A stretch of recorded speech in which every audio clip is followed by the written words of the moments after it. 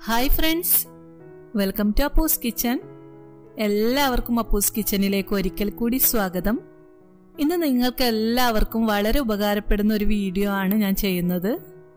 എന്നോട് പലരും നേരിട്ടും അല്ലാതെയും ചോദിച്ചിട്ടുള്ള കാര്യമാണ്, എങ്ങനെയാണ് നിങ്ങളുടെ വീട്ടിലെ ചെടികൾ ഇത്ര ബുഷിയായി അല്ലെങ്കിൽ ഇത്ര നന്നായി വളരുന്നതെന്ന്. ഇന്ന് ഏതായാലും ആ ഒരു കാര്യം നിങ്ങളുമായി പങ്കുവെക്കാമെന്ന് കരുതിയാണ് ഈ വീഡിയോ ചെയ്തത്. അധികം വളച്ചുകെട്ടില്ലാതെ തന്നെ നമുക്ക് കാര്യത്തിലേക്ക് കടക്കാം. ചെടികൾക്ക് നൽകുന്ന പരിചരണമാണ് ചെടികൾ നന്നായി വളരുന്നതിന് പിറകിലും. അത് നമ്മൾ മനുഷ്യരാണെങ്കിലും അങ്ങനെ തന്നെയാണല്ലോ.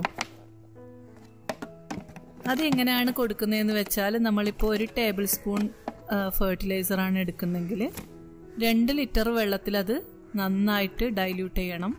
പിന്നെ നമ്മൾ അതിന് കൃത്യമായി വെള്ളവും വളവും കൂടി നൽകുന്നുണ്ട്.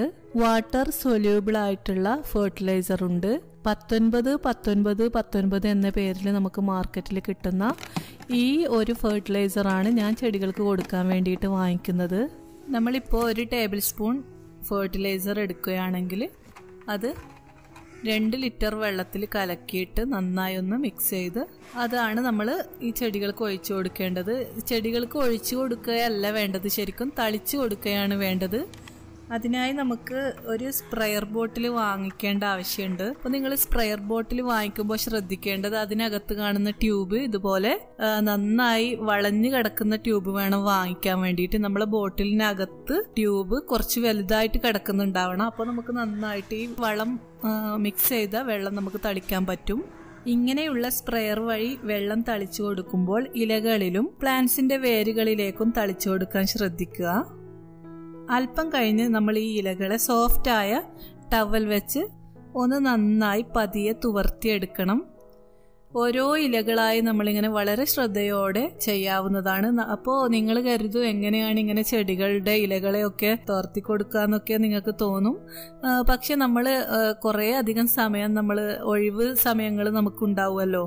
ആ ഒരു സമയത്ത് നമ്മൾ വളരെ സ്നേഹത്തോടെ ഇങ്ങനെ ചെടികളെ പരിപാലിച്ചാൽ ശരിക്കും നമുക്ക് നല്ല എന്ന് വെച്ചാൽ ഇത് എപ്പോഴെപ്പോഴും ചെയ്യേണ്ട കാര്യമൊന്നുമില്ല കേട്ടോ.